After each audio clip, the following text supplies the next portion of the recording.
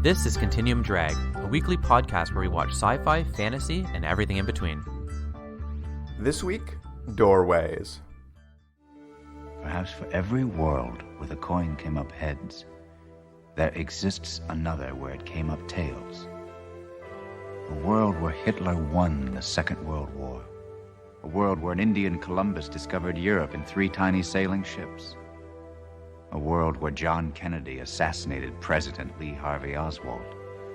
A world where Elvis is still singing and Marilyn lived on to win a dozen Oscars. Welcome to Continuum Drag, the podcast that might get a little background noise cameo by Jordan's newborn baby. I'm Luke. We're here with my co-host Jordan. Congratulations, Jordan. Thank you very much. We got a new listener. We got a new listener. Imagine you put it on. It'd be terrible. It would stunt the development. No, just put her to sleep. Well, Jordan, we can get into it. I just wanted to say a little congratulations. Oh, thank you. Not every day that as a new listener comes along, as you say.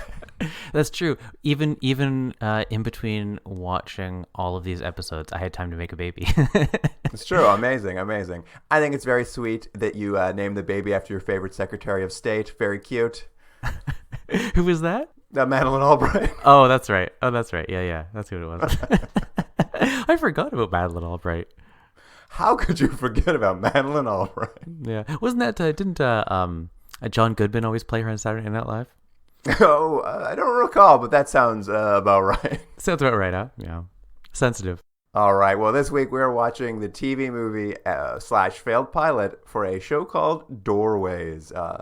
It's a 1993 ABC production, and it was created by George R.R. Martin. Yeah, but this is before Game of Thrones. George. Can we call him George? Yeah, we can call him George. Yeah. So like, he's not. I don't think he's knocking down any doors. He's not convincing anyone, which is why this was only a TV movie. Yeah. This is back when he was just putting things out there, hoping one of them was going to hit. Yeah. And I have a couple things. Before we even get started, I just want to say quick. Dr. Thomas Mason is our lead. And we watched countless shows, whether they're TV movies or they're a series. And we've had the same sort of like straight white male lead. Now, I kind of think Thomas Mason is not so bad. Like, the problem with a lot of these is that we have these characters that they sort of like expect you to like him just because. Now, I'm not saying there's not that in this, but he's not the biggest dolt ever, right? Yeah, I mean, he's passable. It's you know, it's kind of a mixed bag for sure. I was reading a little bit about this actor too. I think he has a lot to do with kind of the charm of this character, but the network wanted him for this pilot. He was on something else, so they were casting. So like they cast most of the other cast, and then they couldn't get him. They paused production for months until he was finished what he was doing, so he could come out for it. So they really wanted this particular guy to do this role. So it's George Newbern. I think that was actually a good decision because I think you're right. It's not so much that the character is such a great character, but I think he has some inherent charm and watchability that makes it a little more interesting. And again, it's not like the sort of classic character where like he hits on women for no reason and everyone's in love with him for no reason and he's just good at everything for no reason. He doesn't have that, but at the same time, like, he's a bit of a blank slate. Yeah, he's got that Steve Guttenberg charm. That's right. They should have got Steve Guttenberg. Well, Jordan, I was interested in watching this because I came across this pilot while I was doing our research around Sliders. Because as we'll get into, it essentially has the same premise as Sliders. It's just traveling between parallel contemporary worlds. Very similar. I mean, as we do this, we should really talk about the things that are the same. Like, there's a lot of things that are the same, but like seen from a slightly different angle. You know what I mean? Instead of a portal, it's a door. Instead of a whatever you call it, the timer, it's a little wrist thing. Like, it's funny to see what is needed in terms of the mechanics of a plot, because as you're saying, Sliders in this have very similar ways of doing it, just, you know, slightly looked at differently. Yeah. Although this slightly predates Sliders, so it's it was attempted just before Sliders found the magic sauce, I guess. Yeah. Well, we'll obviously compare it as we go. Sliders is a little more fun. Now, did that show get way more stupid? Absolutely. But I think it's more of a fun time than this is. Fair enough. We'll get into it because here's the IMDb summary for Doorways. When a beautiful woman named Kat literally drops out of the sky onto a crowded freeway, Dr. Tom Mason finds himself fixing up her injuries and struggling to understand her strange speech. Armed with an array of mysterious weapons, it is obvious that she is no ordinary runaway and that she has somehow passed through from another world. That's all accurate. Also, way too long a synopsis. But let's start with something that was mentioned there by... Who's the person who wrote that, by the way? No, that isn't no author. Anonymous. The Kat. Let's talk about Kat for a second. Now, I don't know this actress. I think she's a French actress, so I'm sure she's been in a lot of French stuff. I don't recognize her at all. I don't know if she's a good actress. I don't know if she's a bad actress. I don't know if she had a good time doing this or bad time. But to be saddled with this sort of dialogue is brutal. So she has to be that character, like this Jar Jar Binks-esque character that speaks in like broken English for no reason. And what was frustrating to me was that she's also the person that is going to be kind of explaining things for the viewer in some ways. So she's going to be telling Dr. Thomas Mason what this is and what that is, but she can't just say anything. So she has to be like, I go home. And you're like, oh, how many times do I have to do this? And it's like through the whole entire movie. And I found it a very frustrating way of presenting this character and her personality. And I think it was an unfortunate choice, but I don't like those characters. So it might just be something that bothers me. No, you make a good point. It is always a little... It's always a little bit of it is an annoyance that, you have a character who doesn't speak English, so they have just like this very broken English. They don't know the words they need to express themselves, so they're just like, the things you put on your feet, feet gloves, like that. It's like they're always not quite sure what to say. They're always struggling to put together a sentence, so it's always broken up like that. And then you pair them with having all the exposition that's required to explain the premise, and it's just a bad combo. It's like if Darwin on Sequest had to constantly be giving briefings, and you had to just sit there hours on end. That's a perfect example. It's very similar to Darwin Speak. It's like, I go, you go. It's like, we should go. It's like, oh, this is like, it's painful to watch. And I don't know if it even needed to be like this. Like we'll talk about her character as we go and why she sort of speaks in this way, but I don't think it added anything, and if anything, it detracts from the TV movie. No, we'll get into it, but I think you're correct. It was a huge mistake. It just makes it so much more difficult. The entire mechanics of the show just become infinitely more difficult to do because it's just like, well, we need this one person who is annoying to listen to explain everything.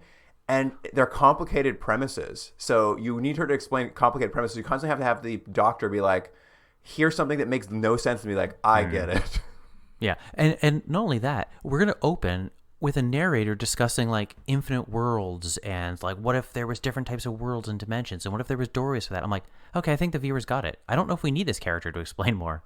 It's very funny. Yeah, it's an opener very similar to the opening credits of Sliders, in which the monologues just talk about like there are infinite worlds and you could go anywhere and it's contemporary. Though what I liked is they started giving examples of like some of the worlds that might happen in the show, and they, some of them were like straightforward, like what if there was a world where Hitler won, and there's some more esoteric ones like what if India discovered America. I'm like, okay, and they're like, what if John F. Kennedy assassinated President Lee Harvey Oswald? And I'm just like, what are the logistics that would cause that world to happen? I know. Didn't they say something else that was very similar? It was just like, what if we just reversed this thing? I'm like, why would that be the thing in the world?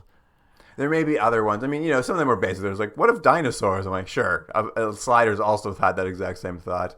Well, Luke, you might disagree with me, but don't you think you're shooting yourself a little bit in the foot to start with hey, wouldn't it be crazy if everyone's feet were sponges? Or what if we all flew, but we could only fly backwards? Also, you're going to go to a world where there's no gasoline. You're like, oh, well, I kind of was excited to see, sponge feet. I mean, I think the thing is, like, obviously they finished it and they're like, well, we need an explainer off the top. Because, this is not even one of the main characters doing this explainer. This feels like the studio came in. In fact, at some point midway through this episode, much of this monologue will be said by the lead character. So you can tell they like repurpose his monologue later to build this sort of front thing. Although my biggest question was, and I guess it leads to one of the like core character traits of the main character, but right off the top, I think one of the last things they say is like, what if there were no physics but only magic? And I was just like, well, then that doesn't make sense. Like that, like usually these worlds have to fit into like some sort of reality. We'll talk about the magic thing later, but I don't think it works. But anyways, we've got the narration. We understand the world. Now we start and we see sort of a woman. And we're going to find out it's this woman, Kat. We do not see the woman. What we see, Jordan, is Robert Smith from The Cure standing in the middle of the highway. That's true. It's very hard to distinguish who it is. We do find out it's Kat, but you're right. It's just sort of like crazy hair. She's crazy hair, all black, and I'm just like, what am I looking at? I mean, it doesn't help that the video quality of this was terrible, but I'm just like, this looks like Robert Smith from The Cure. But it is funny. But so it's like she's in the middle of traffic, and I wasn't sure at first what she was doing, because it's like, does she have like a death wish? And so like cars are coming to her and she's not really avoiding them, and then at one point she pulls out what looks like it's like a weapon of some sort. You can't tell what it is. It's some sort of like fantasy gun or laser gun or something. She shoots it and blows up a tanker truck. But then, Luke, explain to me what happens. It wasn't the explosion that knocks over. Did a car come and hit her? What happened to her was a piece of bad editing and poor planning on production. Right, because it's because there's a sound effect. Because I watched it twice. Now, mind you, I was sleep deprived and I was watching this very late at night. But I rewound it and it was like, was it from the explosion or was nothing? Because you hear like a thud and then she hits the ground. I was like, what hit her? Yeah, it's hard to say. I think what they're trying to do is, she pulls out her gun, she blows up a tanker truck, and there's like sort of a car in the corner of that frame, and then they add a weird sound effect and they cut back to her and she just falls over. And I was like, also like, but I do think what they were trying to do is imply that car sped away from the explosion and clipped her, but it just doesn't work at all. Like it just looks like she fell over. It's weird because I think what they're trying to do is they want to get her injured, but not too injured, because she needs to, as we're going to see, go to the hospital in the next couple scenes so she can meet the main character, Dr. Thomas Mason. But you're right. I think she's like supposed to be kind of injured. They're like, well, she doesn't want to get hit by a car because that would probably kill her, or the explosion would burn her. So we just want her like, attractive injured. Yeah, it didn't make any sense. You're right. And you could tell just like there was an error here somewhere along the way and they couldn't quite figure out how to make it work in editing, but it gets us to the hospital. Yeah, but I should say real quick, we do get a one good shot though of the thing around her wrist, which is like, how would you describe it? It's sort of like a coiled wristband, almost sort of looks like a snake around her arm. Yeah. She's got a cool sci-fi like bracelet on. Yeah, and it's got what looks like two eyes, but they're sort of like glowing lights that are going to become kind of important later on. And we kind of get our first shot of it in this. And I have to say, I thought it looked pretty good. No, it's a neat little object, actually. But yeah, let's go to the hospital. Let's meet Dr. Thomas Mason. When we meet him, we know he's a good guy because we see him performing magic tricks for a little kid. And it becomes a thing, his backstory as being this, like, his dad was a magician, but also some sort of huckster. And so his central character trait seems to be he's mad at his dad because when he was a kid, he thought his dad was cool and could do magic, and then eventually he realized magic wasn't real, and maybe his dad was a grifter. Yeah, I wasn't sure what the payoff was for this. I couldn't tell if it was supposed to be building his character or it was supposed to be that when he found out there was all these different worlds, there's a fantastical element to it, so thus he believes in what he didn't believe in. I didn't know what I was supposed to get out of it as a viewer. I mean, basically what it is it's supposed to be the reason he's going to go through these doorways. And he sort of says that he's just like, he didn't believe in magic anymore in the world, so he kind of settled into his normal life. And now that he sees, like, this is a kind of magic, this new adventure that's opening up to him, like, it's why he would do it, I think, as they're saying. It's just like, he's always wanted magic to be real, and this is as close as, he'll get, this kind of, like, sci-fi magic. Can you imagine being someone's partner? In this case, Laura is the name of his, I think. I wouldn't know if it's his wife or girlfriend, but it's his long-term partner.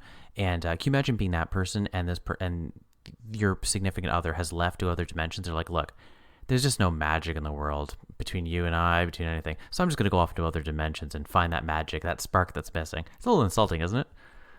I mean, it is. It's a little insulting for sure. I also just like, I'm really going to throw everything away here, huh? You mean, rude to everyone you left behind.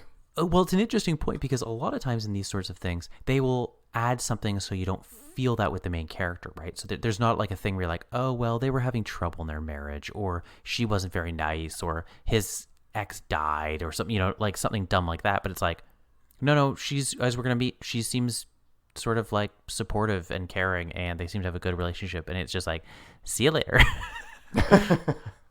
At any rate, we'll go back to the hospital. Kat is being brought in by the police for her head wound, I guess, and she comes off as basically feral off the start. She's like flailing around. She's bitten off a cop's nose, which is what we see at the top, and it becomes a running gag that she bites off other people's noses. I'm just like, I don't think this is working, because I don't think you realize how unhinged it makes this character, that our main character is supposed to now trust and go on a little adventure with. Like, he would never trust her. He would never go near her. She seems unhinged. I agreed. It's a sort of joke. Weirdly, it's a joke that was used in Norm Macdonald's Dirty Work. It was the same sort of joke of getting your nose bitten off, for anyone who remembers that movie. But it's weird because it's like they play it for laughs in a movie that's almost humorless. And it's like, isn't that hilarious that she bit off a guy's nose? And then later they have the nurse hilariously finding the nose, and then later on they have another joke of her biting someone else's nose off. And it was like, you guys are really going down to this well. I don't know if it's as funny as you think it is. Yeah, it's just very odd. It's very odd. And, Dr. Mason's able to overlook like all the red flags, and it's to show how compassionate he is. He's like, he makes sure she gets the proper treatment, and like the cops don't like, shoot her down in the hallway or whatever. And she's under police guard, and he's going to talk to her and try to help her out. And she's explaining to him, like, in her very broken English way, that she's from a different world and needs to find a doorway to escape. And he's just like, what could this mean? Yeah, but I like, by the way, you're glossing over it, which you should, because it's a lot of her going, not here, there, Earth, not Earth, you, window, go. And you're like, oh my gosh, let's get to it, guys. This is terrible. It really is Darwin, isn't it? But you're right. All that, the point gets across. It's like they've now met. They're together. He understands she's at the very least is struggling to get back somewhere, and he's like, I'm going to help her. So you get a little sense that he's a good guy. Well, that's it. And that's when he goes to wake up his lawyer girlfriend, played by a very young Carrie-Anne Moss. Mm-hmm. Who barely gets any screen time. I know, it's very funny. I was like, oh my God, Carrie-Anne Moss. And I'm like, oh, well, that's about it for her. But yeah, she's such a good girlfriend. She doesn't mind getting woken in the middle of the night. She's happy to help out with the legal trouble of this, like, cat who's appeared out of nowhere. And, like, this, it's pretty clear very quickly. It's like, oh, and also he's kind of in love with her. Like, she even is just like, is she really pretty? Is that why you're doing this? And he's like, well, I don't know.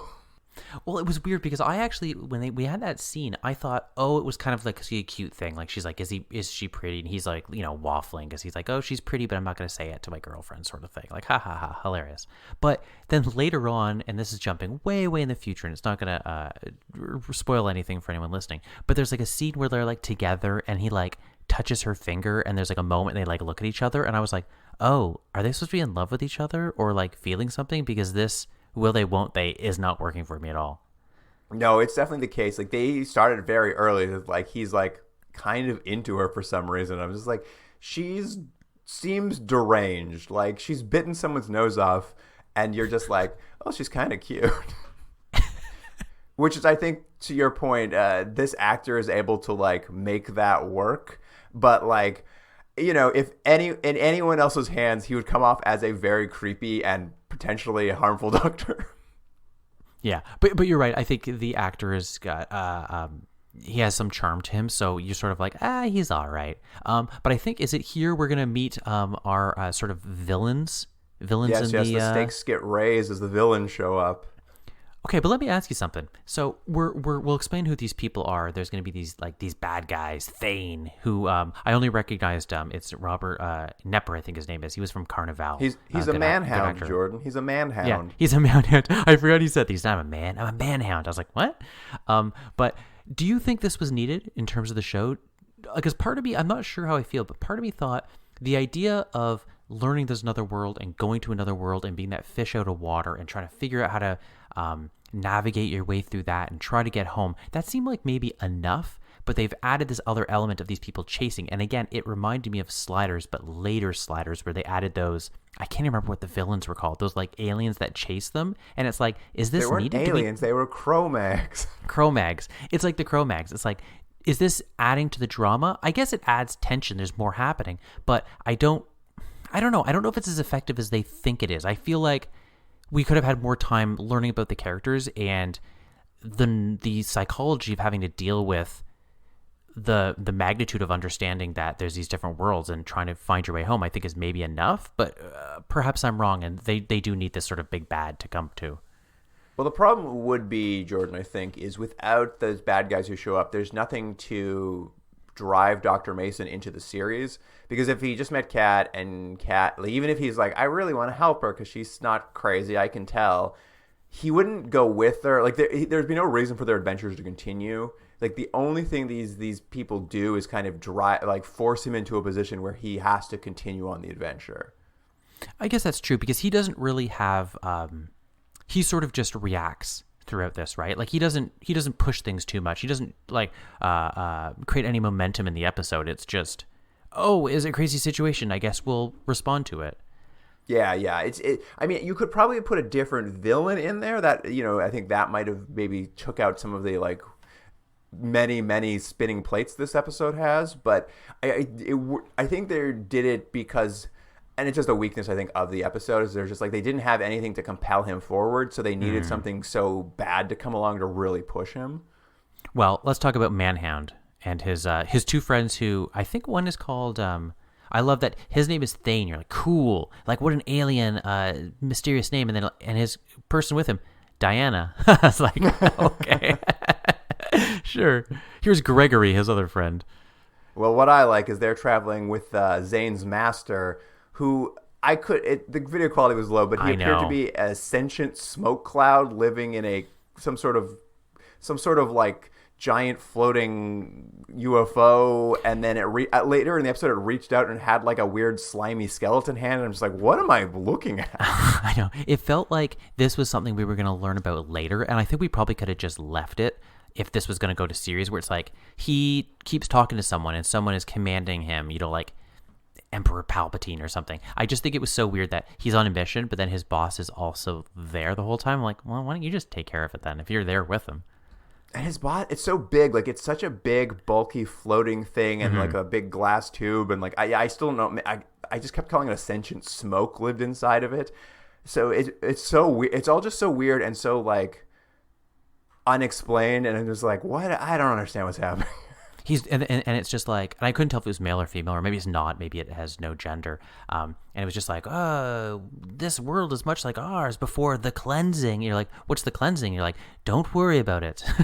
I know. I mean, the most we get out of it is whatever world they come from, these like weird masters, these tripod-esque masters are running things and have human slaves essentially. And this master had gifted Kat to Zane as a mate. Is it Zane or Thane? What was his name? Thane, thank you. And Thane had taught her to read and speak. That's why he can speak perfect English, and she's kind of like, she's learning. So it made me laugh because I was like, so he's a bad teacher because she's terrible to listen to. And anyway, Kat didn't like this slave world, so she killed a master, used the doorway technology that apparently the masters have. And now Thane has to catch her to make up for his shame of allowing her to escape, which raises so many questions around these masters. I'm just like, so the technology is from these masters, but the masters don't really use it for, like, it doesn't sound like they use, like, it's not like they're like, and we've been conquering worlds. It just sounds like they live on that one world. They've got some slaves. Oh yeah, we can travel between worlds if we want to, but we don't really do it. Like, it just, there's no explanation. It doesn't make any sense. Yeah, it's because they all the time in the script is to develop Kat's character, to explain her sort of peculiarities. But you're right. As soon as you start thinking about it, you're like, wait, but why? Why do they have this technology? Just for reasons? But it's because she needs to escape, and because they need to chase her, and because they're going to be chasing them through world to world. That's why. That's the reason. Yeah, I mean, essentially what they've done, George R. R. Martin's done, is he's sort of taken the like template for an alien lands on Earth and is a fugitive, sort of. We've seen it before. Like that's kind of like a classic trope of just like, so it explains why they have unusual technology, explains why your lead character kind of joined, and there's like a force chasing them. But he's grafted it onto this this idea, this, fresher idea of these alternate worlds. But really what you see when we're watching this is like how much cleaner that sliders concept is like you invented it, you didn't get it right, and you get lost. Like that's a much cleaner, faster way of doing it. Whereas in this, like the lead character couldn't have invented it. And they're like, well, no one could have. It's too advanced. So we need someone to bring it here.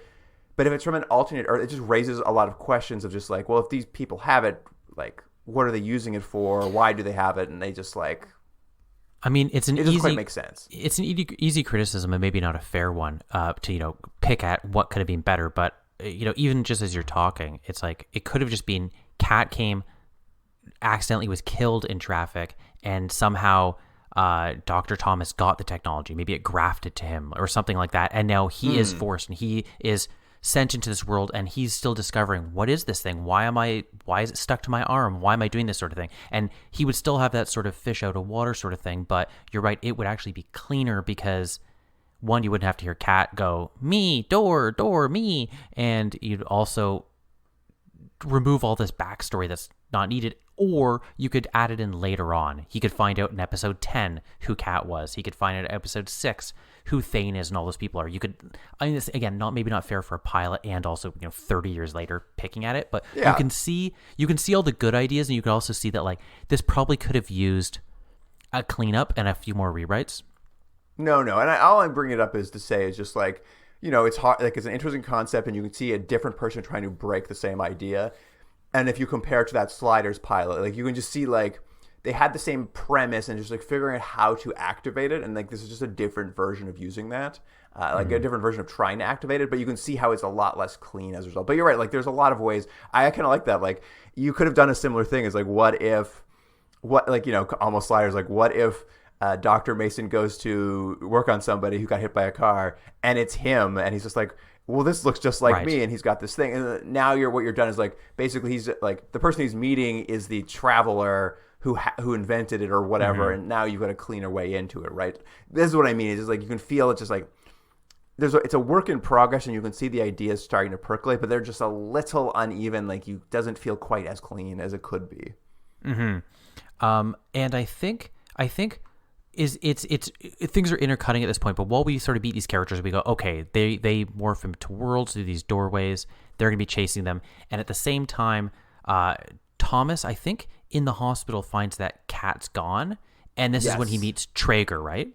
That's right.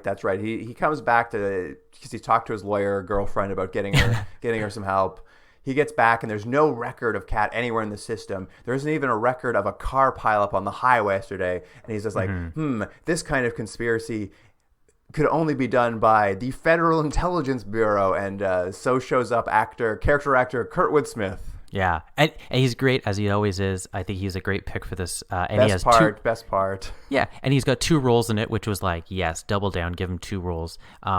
It's kind of funny because I actually liked, because spoiler alert, this character's going to die very quickly. I actually thought that was a good feint of bringing him in, because I thought, oh, he's going to be like a dual adversary. Like, this guy's going to also chase him, sort of like fugitive styles or something. But then it's like, no, we're just going to kill him right away. And I thought that was actually pretty good, and it raised the stakes that like maybe characters can die. And then also Kurtwood Smith's great. Yeah. I mean, honestly, great role. If anything, I mean, it never went to series, so it wasn't a problem. But if anything, I'm just like, your big issue here is you might have introduced a character who you kind of now need because he's like one of the more compelling pieces, and he's not going to be in future episodes. Yeah, unless there's something funny, because again, spoiling, we're going to find him in the world they're going to go to. There's another Traeger. It would be funny if almost every episode they always bump into him. I mean, it would be good. That was the complaint we had on Sliders, is there wasn't enough like consistent cast and they worked with. So if that was the thought, like great casting choice with him. At any rate, he has come to pick up Dr. Mason to bring him to a government facility because they want his help to interrogate Cat. And this again is one of the parts of this, like you can feel you can feel like it's not quite clicking. They haven't quite sorted out how to make the mechanics work because they like bring him to a secret facility. They're just telling him classified information for no, like they haven't briefed him. He's just like, there's like, hey, doctor, you talked to her once and you seem to have a rapport. Let us tell you about all the stuff we know about her. I'm just like, why is the secret government organization just bringing him into the fold? Yeah, it felt like the beginning of like Men in Black or something, where it's just like, hey, you're going to be our new agent. Here's all this cool alien stuff you didn't know about. That's what it sort of felt like. But you're right. It was just, I think it's just to speed things up. They're like, hey, we have all this stuff we don't know what to do with. Maybe you could help us figure this out. It's like, okay, doctor that we've never met before. I did like they go into Kat's strange technology. Like the gun she fired earlier, they describe it as an air gun, similar to a water gun, except you pump it up and air shoots out of it. And it shoots these little darts that just cause massive explosions, and I was just like, I liked it. I was like, I don't know what any of this means, but it's very fun. Well, I like the gun too, and it's what I actually like about it is it's a problem for later stories because it's way too overpowered because there doesn't seem to be a setting on this gun. So anytime it shoots, it explodes everything. So you can't have phasers have a stun setting. That's not a thing in this. It's just like if you point it at someone, they explode, which will happen later in the episode where she points it at people and just blows them up. And it looks like a mushroom cloud happens. And it's where they introduce one of the fun concepts they've got here where they're like, We've studied the gun. It does not appear to be designed for a human hand. Maybe something like a squid could use it. And I was just like, wait, are the masters squids? I don't understand. Well, I like that because I thought, oh, we're going to find something cool with Kat. Like, she doesn't actually have human hands. Like, her hands are going to come off or something. It's like, no, humans can still use them. They're just yeah, no, anyone can use them. They're just not very ergonomic.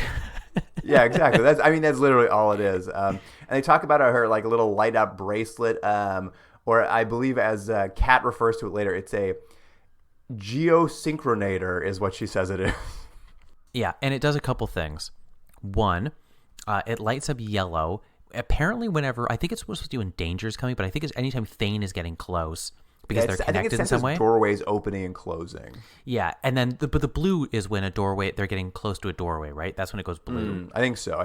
Yeah. So I think yellow is danger or something like that, and then blue is when a door is opening. But then is it also that wristband that opens her little like Google Map world? Yeah, or is it also has a hologram that will pull up a Google Map for you to lead you to the next doorway. Which, you know what? Again, similar to Sliders. Sliders just had like a timer, right? So it's like, oh, we've got to go back to this place so we can open the slide hole. Very similar thing. I thought it was pretty good that she's got a little world map to chase, and it could be far away, so she has to, hitchhike or whatever she needs to do, steal a car to get there. I thought it was pretty good. Yeah, no, that's fine. And they kind of imply here when they're looking at talking about the tech of it all that it's like made from like organic materials. So it's sort of like bone, but it can move and like grip things. And it kind of has like, it's not sentient, but it has like the elements. They kind of looks very Cronenberg-esque as a result, especially when she puts it on her arm and it like grips her. Yeah, I think it was supposed to be sort of similar to something later on, like Battlestar Galactica and the I can't remember what the bad guy's name is. Sorry, they're ships that are like sort of organic, Yeah. Cylons? Cylons. Jeez, I couldn't remember. That's all right. Anyway, they send Dr. Mason into the interrogation room with her because they're with the bracelets. They're like, you go in and talk to her. She seems to like you. Maybe she'll tell us information. And anyway, Kat, like in her broken speech, like explains more things about doorways and using this to find doorways. And when Mason mentions that it flashed yellow earlier, Kat kind of freaks out because she knows that means Thane's coming for her. And so she picks up a chair and throws it through an unbreakable two-way mirror. And I was just like, is she super strong? Because she couldn't escape she was like literally banging on a window at the hospital that was not unbreakable. I know. It was weird because I think that's what you're supposed to think. It's like, oh, she has super strength because they're like, don't worry, she can't break that window. Then she breaks it easily with a chair. And it's like, oh, so she can break through. But it's one of those inconsistencies that you're right. Like we just saw in a scene where she couldn't get out of a hospital room. I was like, just rip the door off if you're so strong. But the point is, she gets through, she runs away, Thomas chases her, and they get to like this like, I guess funny thing where like she gets into a car and she's like, I don't know how to drive, and he's like, you shouldn't go, and she's like, you drive, and he's like, nope, okay, I will, and then they drive away, and I was like, what? Okay. Well, I don't know if he was compelled to do that, but he was for reasons. Yeah, it didn't really work at all. Like, yeah, he chases her. I think we see like one of these agents like shoot at them, and he's like, "Well, maybe you aren't better off here." None of it makes any sense. We just need to get the adventure started. I'm like, all right, I guess this is how we get going. Yeah, this is like one of like a multiple like VOs. They have like sort of like conversations like, and where are we going? And what are we doing here? And why are we going there? They kept having that over like driving scenes, which made me laugh. But basically, she pulls out her like hand hologram globe and tells them they need to go fast to get to a place. And like warning about Thane and all this stuff. So they're like, well, I guess we'll hitchhike. Well, that's what's weird. The car breaks down at some point and on this journey. It's such a, I don't know why, I guess just to fill the time, but the journey ends up being like a lot. Like they're driving, we got to go here. The car breaks down. They get out. They're like, let's hitchhike. And there's like, again, the most insanely edited piece where they're like, let's hitchhike.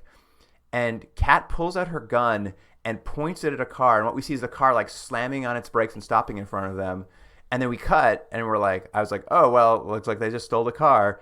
Cut. No, they're just hitchhiked on the back of a different truck that we didn't see. I was like, what happened there? It was supposed to be a comedic beat that, you're right, didn't work in the editing, because I think it was supposed to be like, oh, can you believe I'm with Weirdo here who keeps ruining things? But you're right, because it was done in a weird way. I thought the same thing. I was like, wait, that wasn't a truck she was trying to steal there. But it's just like, yeah, that didn't work. Anyways, we don't need to see what happened. It's not interesting, but we're going to show you the beginning of the scene. Anyways, they got into a truck. We're not going to see anything about that journey. Now they're done with the truck. You're like, okay, sure. Yeah, it should have just cut out one of those. Just have her steal a car, or just cut that part out where she pulls the gun. It didn't make any sense at all. Just be like, hey, we need to hitchhike. Boom, they're getting dropped off at the truck. If it's all boring, then we don't need to see any of it. But it raises an interesting point. At this point, we're probably, I don't know, maybe like 30 minutes in, something like that, 40 minutes in. Do you feel like maybe, and I'm not even sure if I do, but like it feels maybe like they're still spending a little bit too much time on Earth? Like, isn't the fun part getting to the weird world? We have definitely spent way too long. That's the thing. It's like they've introduced this premise, and we are spending so much time and it's not even like it's interesting time. Like we've said, it's kind of like they're spinning plates, they're redoing kind of ideas. They're like, this road trip takes forever. It's like, you guys, we showed up to go to a different world, and you are really dragging this out. Because I mean, they try, like you said, they try to use it to do exposition, but because of the broken speech, it's kind of unclear. Like he's constantly making leaps of logic, but she kind of explains, I guess, what the goal of the series is going to be. Is that, and this also makes no sense. She's like, there's a legend of a utopia Earth she's trying to reach, and I was just like, what do you mean there's like if there's infinite Earths, of course some of them are going to be good. Like it doesn't, like, it's just such a weird thing where like the legends say there's a perfect Earth. I'm just like, what? And then he's like, I used to as a kid thought my dad was Merlin, but he wasn't. Anyways, doorways. It all is like all big and grand, but when you like think about it in the context of the world they're setting up, doesn't, like, it's just like these things, like if this were a show about an alien who landed on Earth who's trying to get to a utopia Earth, you'd be like, great, I get it, like fine. But if you're just like, it's alternate Earths where JFK is not the president but Lee Harvey Oswald is, I'm like, these things don't connect. This is a puzzle that doesn't fit together. And speaking about weird editing, the next couple scenes I felt the same way, because basically they get to the truck driver, like off screen says, oh, you're in New Mexico. And they're like, oh, that's where they needed to get. Not just anywhere in New Mexico, Jordan. Where was it? Truth or Consequences, New Mexico. Sure, of course. And she like basically points to this place, and they find it's like an old abandoned gas station. And you're like, cool. So they get there, but the door hasn't opened yet. So they're like, we're going to wait for a while. Cut to like they're sleeping. I was like, what? And then cut to the agents show up. And I was like, what? It happened so quickly, and it just felt like so disjointed, and it sort of is something that just keeps coming up in this show. And I guess maybe that was a problem. Maybe it's like it was longer, or there's more ideas they get cut out, but everything just felt like scenes didn't make sense, because I was like, oh, they just go to sleep. They just go to sleep at this gas station by the pumps, just waiting, I guess. Sure. Yeah, I mean, I think that's what they're trying to say, is they're just like, well, they made it to the doorway, but it's not going to open till dawn, so now they just have to have a nap for a while. I guess, I mean, the idea, I guess, is just like, you have to find the doorway, but you also have to wait for the window when it opens. But it is like, it just makes for, like, there's no momentum. Like when you have a scene where characters have a nap. Remember we saw a time traveling movie where a guy kept taking a nap? Do you remember that? I vaguely remember this now. I think it was the one with the time traveling stairs. Anyways, that's not what he called. But but so the agents show up and you're like, oh no, they're gonna get arrested. But then to up the tension, Thane also shows up and apparently he's Wolverine. Yeah, that was wild. They're arresting him and Thane's like, I'm here to help you. And his like adamantium claws come out of his knuckles. And I'm just like, what is happening here? Honestly, if he had these cool claws, you're 30-40 minutes in. Show me that from the beginning. I want to know why he's cool and why he's scary. He has claws. You could have had a quick scene where he shows up and some rube's like, hey man, you can't park there. And he's like, no. And then he stabs him with his claws. And I'd be like, oh no, this guy's unhinged and has claws. But I'm finding out now. Yeah, and he basically proceeds to kill Agent Traeger, Kurtwood, what's his name? Kurtwood Smith? Kurtwood Smith, by squishing his face. Yeah, and kills a bunch of the other agents. And then he gets to Kat, and he's grabbing Kat, and, you know, obviously Dr. Mason has to, like, intervene. He's gonna save her. But when he does, Thane just puts away the claws and doesn't kill him in a way that doesn't make any sense. It's like, you could just murder him. Like, you just murdered, like, 4 people. Why is he so set on not murdering Dr. Mason? And like they try to explain it by he's jealous that he's been hanging out with his maid, but it doesn't make any sense. It's just like he would just kill him. He's overpowered. He would just kill this man. It would be over. Yeah, I didn't even catch that. It was like he gave some explanation. He's like, I can't kill you because of reasons. And you're like, okay, I guess they're gonna jump through this portal then without you, which is kind of what happens. Yeah, I think Mason gets the gun and like blows up a car and knocks Thane unconscious, and they leap through the now open doorway, which is, how boring is this doorway? It's like a blue square. Luke, it's so boring. I rewound it because I didn't know that they had went through a portal. Because it's just like, again, maybe it's the editing or maybe it was me being exhausted because I'm up all night. But it's just like, I was like, what? Oh, they're in another world? There's like, all I want is, again, I hate to compare this to Sliders, but of course they're two very similar shows. But make the world you're going to so drastically different that the viewer's like, whoa, something different has happened. You know, I think in Sliders, didn't they go to an ice planet first? Yeah, or it was like sure. You knew something was different. It was like a tornado or something. But they don't even do that with, that's the thing, is like they don't even do it with the portal, right? Like it's just, it's the most boring portal. You don't see anything. There's no like transitionary period. You're just like walk through a door and then you're somewhere else. And it's just like the viewer can barely understand anything's happened. I don't know if this is the case that like they made the pilot, they knew it was going to go to series, but they needed to like get a little bit of juice out of it. So they didn't bother like finishing effects for it or something. But it is just like, they could have just, anything could have happened there. Like you can barely tell a transition has happened. You're right. It's desperate for an effect. Honestly, I could have had a door with a glowing outline. That would have been better. You open it up and you just see light. That's all you need. You don't need like, because then, so they go through this doorway, which you don't really see, and they end up like, basically, I guess they're on sort of like a cliffside or at least like an unstable sort of area. So they both sort of fall into water, I think, or at least Mason does. Again, it's kind of unclear with how we see, but what I like is it's sort of a little bit indicative of this show where it's like, oh, here's gonna be an obstacle. Like he falls in the water, kind of gets knocked out, and is like, oh, through this white rapids is sort of getting knocked about, and you're like, oh no, what's gonna happen? It shows him like underwater. Like, is he gonna be drowned? It's like, nope, he just walks up on the shore and she pulls him off. He's fine. Yeah, it's also very confusing because I think why you lose track of her is she's unconscious when he brings her through the portal. And they both fall in the water, and then he's knocked unconscious, and she's awake. And I'm just like, why are they just switching who's unconscious back and forth? It's so then he wakes up, and she's like, "You're okay," and he's like, "Yeah." Anyways, I guess we're home. She's like, "No, one way door, way, one, me, you, go." And you're like, "Oh, okay." So they can't go back home, is what we're saying. Yeah, and well, here's the thing too, is like at this point in the pilot, they've traveled through, they're in Colorado somehow. We're going to discover it's a very Mad Max-esque world where there's no more gas. Everyone kind of has to live without gasoline.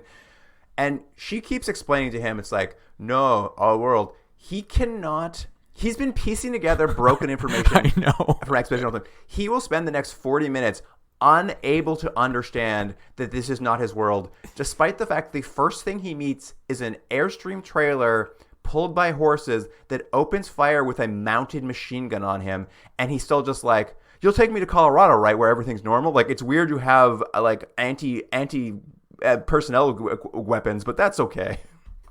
Well, not only that, Luke, but characters in this world keep telling him this is a world, and they explain, like no one ever would, aspects of the world, to a point where later on there's a scene, a couple scenes later, where they're at a bar and they're like, you don't seem to know anything about this world. And he's like, yeah, explain it to me as if I'm someone who just kind of came in a portal. They're like, happy to do that. Anyways, in 1953, you know what I mean? But I do like that not only can he not catch on to anything, but this world is so not exciting. At least it wasn't for me. Like, I would have loved if it was Mad Max. Like, if you're going to go into a world that has like delved into chaos because there's no oil in the world, would that happen? I don't know. It doesn't Mad Max. But basically it's just like, there's no oil. Anyways, we all moved on. Like, oh, okay. Yeah, it's just they don't have any budget, so it just, as a result, it's just like, it's like, what is the most boring version of This Weekend Show? And that's what we get. Like, they meet two characters who are we're gonna be hanging around a lot with. There's the people who pick them up in this horse-drawn Airstream are a granddad and his granddaughter Sissy, and they're like, we got a cargo of valuable peanut oil, and like, he's just like, peanut oil? I was like, yeah, you know how there's no oil? He's like, this is my Earth. I don't know what you're talking about, peanut oil. I was like, just listen, man. Just listen. And I know.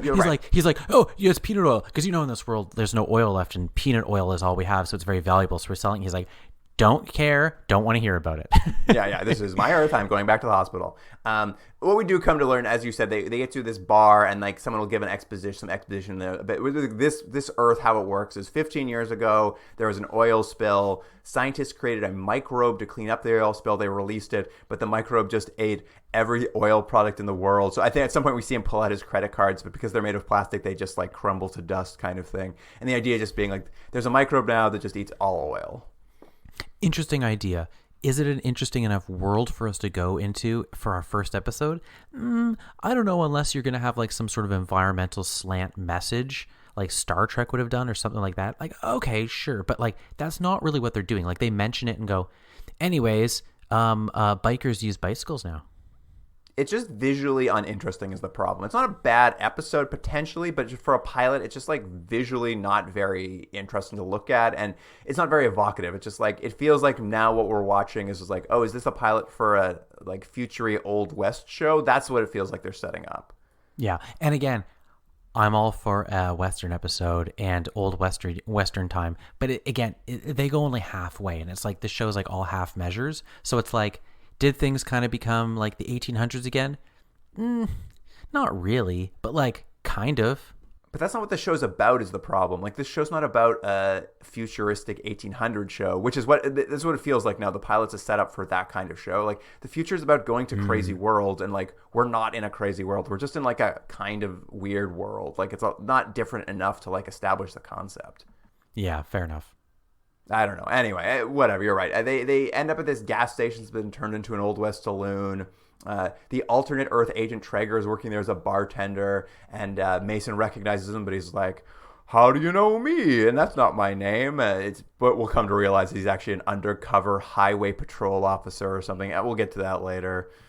So what I liked about that, though, is they've essentially implied that if there was future episodes, and maybe I'm wrong, but every time they go to a world, they're going to find Traeger, and he's always going to be a cop of some sort. That is the implication. But all this is happening. Yeah. Dr. Mason's along the ride. Kat's there. He literally is meeting a man he just saw murdered who's working at an Old West bar at a broken down gas station outside of Colorado. And Mason is still confused. He's still confused.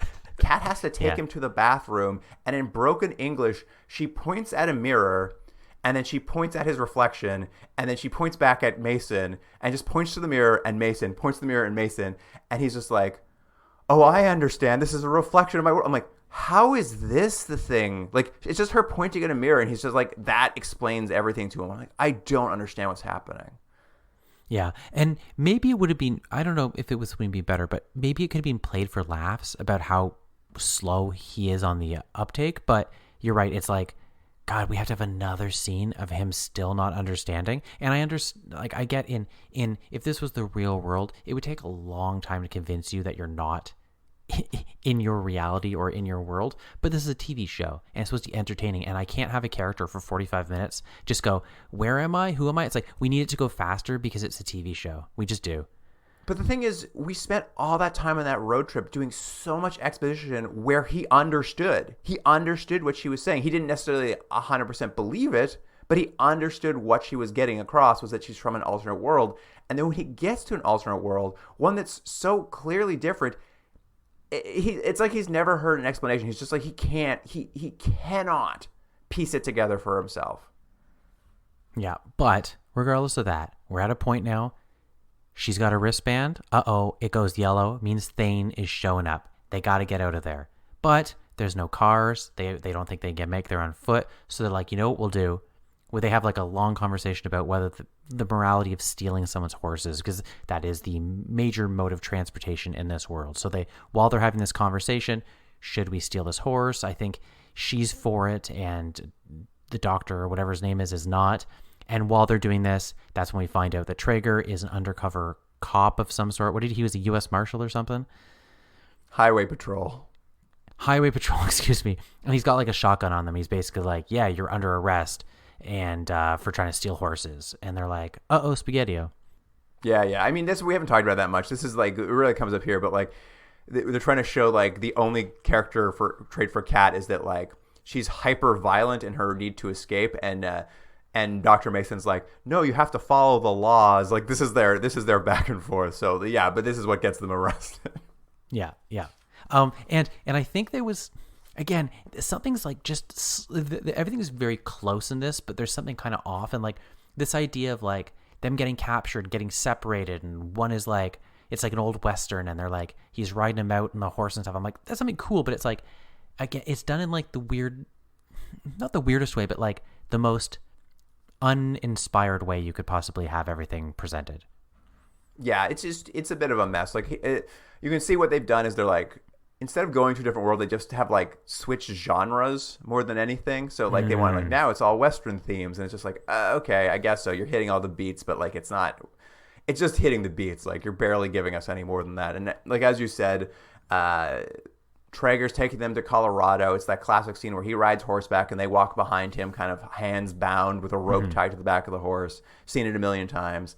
And Mason then attempts to explain alternate worlds to Traeger, which I'm just like, it seems like, you know, Traeger's just like, I don't know what you're talking about. It doesn't make any sense. But they hear in the distance gunshots going off. And Kat is able to use this distraction to like throw a big rock at Traeger's head so they can escape.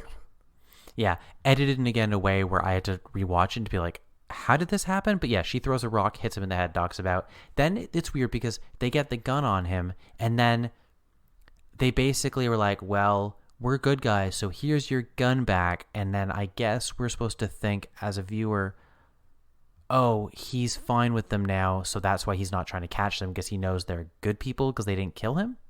Yeah, it's one of those things where it's just like, now do you believe my story about alternate worlds that I didn't blow your brains out? I'm like, what are you talking about?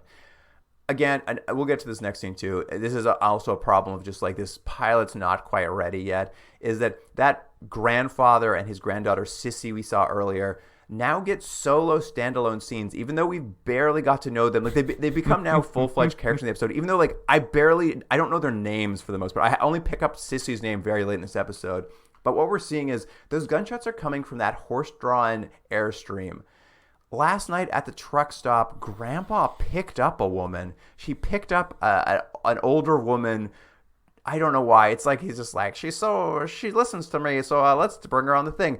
And she's traveling with a group of like her sons, so they're now in a big convoy. But apparently this lady is now double crossing them for the peanut oil. And as you said, like they're like, what's that ahead of us? Oh no, bikers. And we cut, and it's just like people riding bicycles. It's like, it's a gag, but like it's a stupid gag, and also we're supposed to be frightened of them. Like it's all so weird, and like it feels like we're now watching a different show with other characters. Well, it's more than weird because the tone is all over the place, because you're right. They do this joke of like, oh no, there's bikers coming, and we see them in sort of these sort of like high handlebar choppers, but they're bicycles, but they're still dressed like, your stereotypical like Hell's Angels kind of thing. And you're like, haha, that's hilarious. And there's like this, like, I don't know, it's like, but they're children, they're riding bikes. And you're like, isn't that hilarious? But then immediately after, they try to rape Sissy.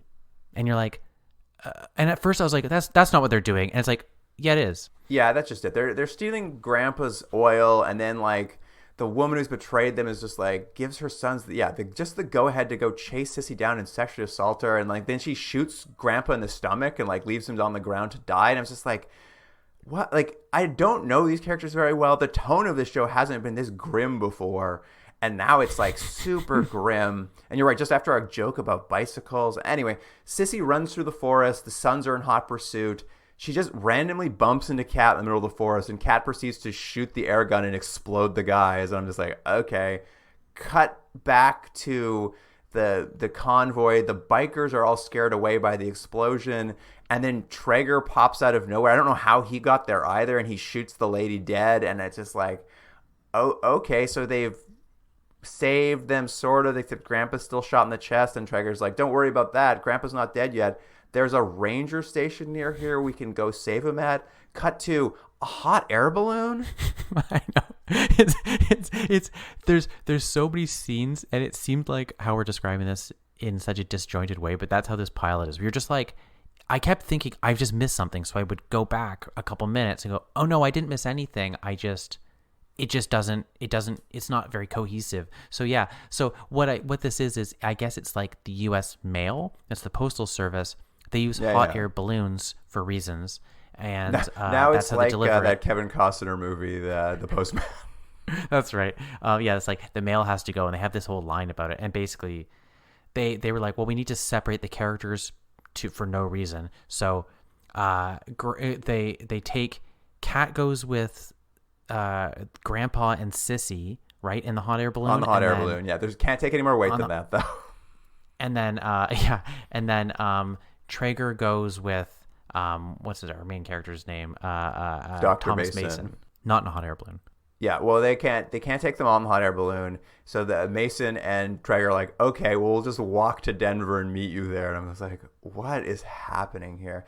And essentially, they split them up so that on the walk to Denver, Mason can, as I said, he basically says the monologue from the opening sequence to Traeger about like worlds with dinosaurs and JFK being not being the assassin of the president. He just kind of gives that same speech with a little less detail, and we cut from that to the hospital, and it's fine. They made it to the hospital in time. Grandpa's saved. We see that the hospital has power, and they kind of like give a brief cut to like solar panels outside, and I was just like, wait, so you guys could have like. I mean, I don't know. I also question whether there's not any oil product in solar panels, but let's just assume they found a way around it. It's just like, okay, so it's not so bad. Like, you guys know how to make electricity. You know that there's like wind power and solar panel. Now the whole world falls apart. It's like, you wouldn't be in the Old West. I like in this scene, you're focusing on that. What I focused on was when Sissy says to the doctor, like, how's my grandfather doing? And the doctor comes out and goes, he's going to be fine. She goes, I want to see him. And he goes, he can't. He's in the ICU. He won't be able to communicate or know that you're there. Cut to them talking to the grandfather in the ICU. And I was like, did that doctor just lie to them? He seems fine. It's all a mess. But this happens. We cut to Mason and Traeger have walked into Denver. Like, it wasn't that long a walk, apparently. They've caught a rickshaw to get to the hospital. And as they're riding in this like rickshaw, they look over and they see Thanes just walking around Denver. Yeah, they spot him, and it's like they're like, "Oh, we better give him the slip." So we have like a weird edited way where we see seemingly Kat walking down like the street with a bunch of people, and Thane spots her, starts following her. He follows her into an alley, and when he finally grabs her, guess what? It's not Kat, it's Sissy. And I was like, what? But we didn't see the scene where they said they were going to do this or send her out. We do see the scene where they said they were going to do this. It's really weird because they go to the hospital and they're just like, I saw Thane. They're like, And Sissy's like, I'll help. I'm like, he's like, I'll do a distraction. I'm like, so when they cut to it, like, I wasn't shocked. I'm just like, well, I know who that is. Like, they really play it like, who's this person in this trench coat? I'm like, I know who it is. It's Sissy. Like, you guys already planned the scene before. Either way, it's still weird because he catches Sissy and he's just like, oh, you're not Kat, but I can't murder you because I have a code. And I'm like, you murdered like several people before this. Like, I don't understand. And like, they cut back to Kat and she's like, I know Sissy will be okay because Thane has a code. I'm just like, what is like? It's so, like it's like they wrote the scene with the distraction. They're like, but why wouldn't he just kill her because he's a murderer? And they're like, we'll just add a line about how he has a code now. I'm like, what? But it doesn't matter because meanwhile, Kat is looking for the doorway and her little thing glows and she's like, I know where it is. It's in this old closed subway. So her and Mason. Jordan. No? They go down there into a subway, and I was also the same thing. I was like, oh, in the old subway. And then Mason says, there's no subway in Denver. And Traeger says, yeah, we're building a new one. And I was like, excuse me? I didn't catch that. This is a brand new subway they're currently building under Denver in the no oil world. That's funny. I didn't catch that. It's just the whole thing. I'm just like, huh? What is that? Like, it just, the whole world does not, like, it's just like none of it makes any sense, this alternate world. But guess what? When they're down there and it's almost time for the doorway to open, that weird alien ghost smoke ship slimy guy shows up with those other two people. They're like, hey, it's Diana and Gregory again. It's so weird. Like, they're like, let's go down to the subway where it is. And like, they're waiting down there to ambush them. I'm like, how did they get down there? But yeah, it's to stop them. Traeger starts fighting the alien spaceship smoke monster. It's also they can get this one liner where he like pulls out his gun and he's just like, you don't get to kill me twice, and he like blows it up. which is funny too, because why is Traeger like the hero? He like shows up with like he does it. He like defeats the villain. I was like, great. He's a fun character. Like, but nope, we're stuck with the doctor. Yeah, it's so weird. Like they get enough shootout, he explodes. I guess he dies in the explosion too. We don't really see the aftermath because Kat and Dr. Mason like jump through the most boring portal you've ever seen, just a blue screen of death. They just hop through it, and they've moved on to the next like alternate world. And this alternate world, hoo boy. Imagine trying to be like, we're excited about going to different worlds, and you're like, what's the most exciting final image we can leave them on? Like, what crazy world could they end up on? They're on the side of Mount Rushmore, but now Mount Rushmore, the faces of Mount Rushmore have been replaced by Benjamin Franklin. Oh no, that's what it is. Washington has been replaced by Benjamin Franklin. Jefferson has been replaced by Davy Crockett. Teddy Roosevelt has been replaced by some nondescript guy, and Lincoln is now an indigenous man. And I would say, like, if you didn't know, I had to look up what the faces were changed, because I was just like, I know they're changed, but I don't know how. No, but again, to what effect? So it's like you as a viewer are going to be like, here we go again. It's like, guys, you could have done anything. You can go to any world, and what you've done is a world where Mount Rushmore is different. Who cares? Slightly different.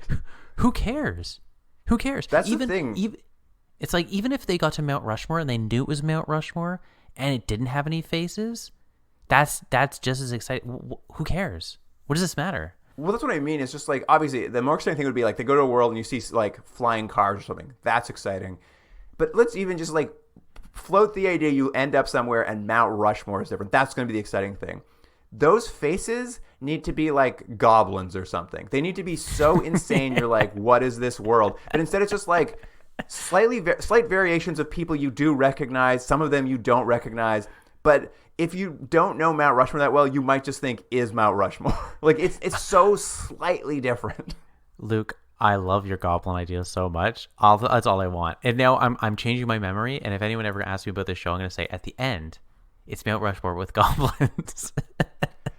It is such a shrug of an ending. Just like, and here we are on a boring, slightly different world. I'm like, well, I can see why nobody picked this pilot up.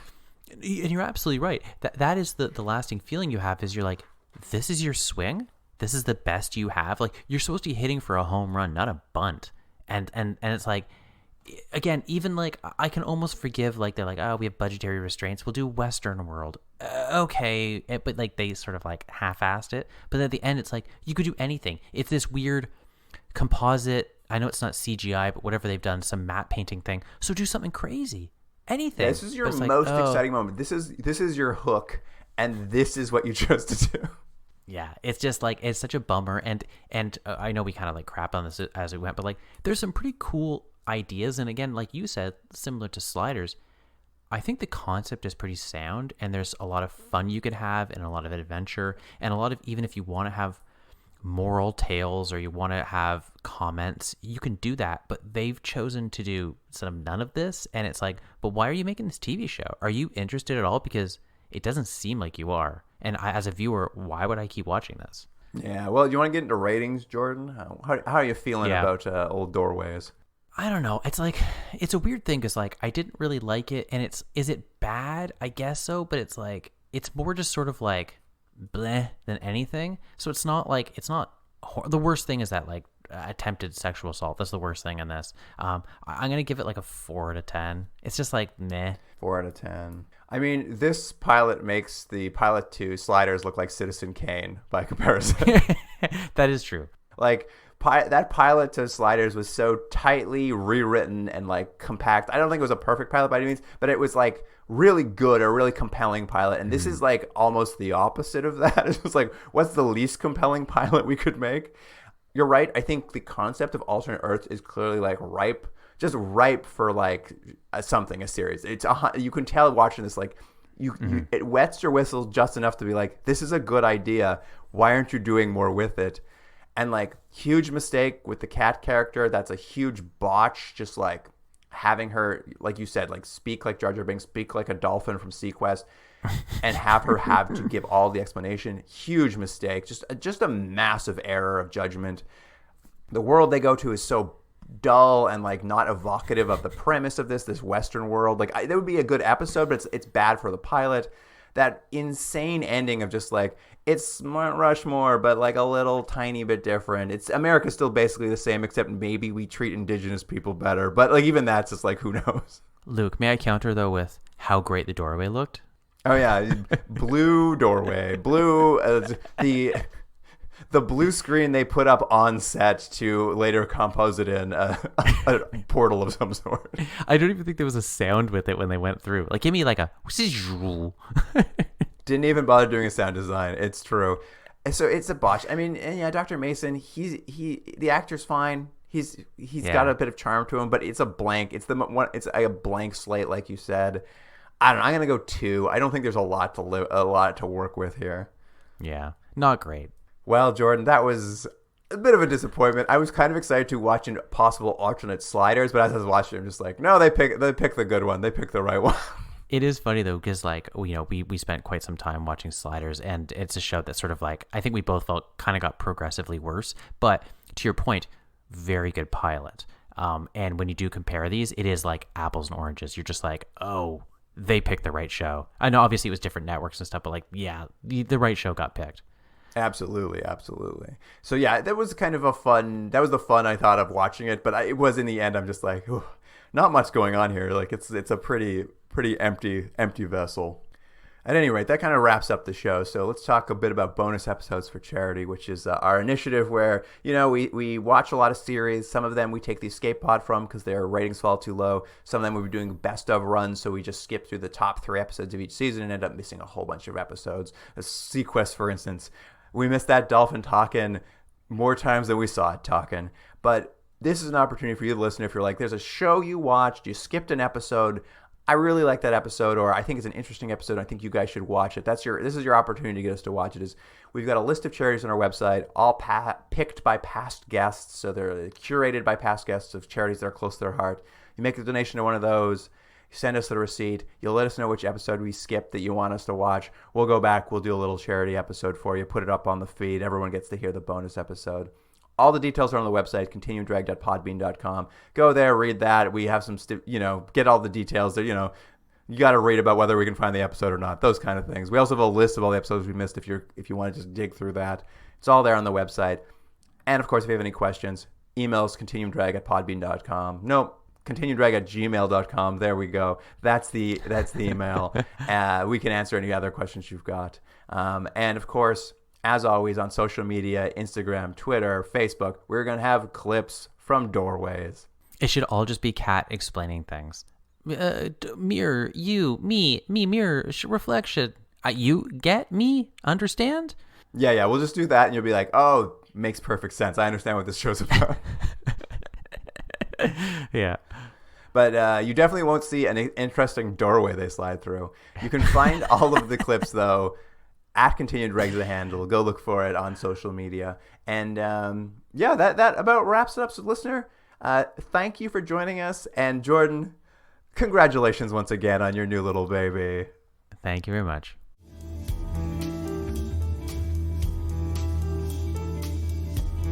Continuum Drag is recorded in Toronto, Ontario, and Seoul, South Korea.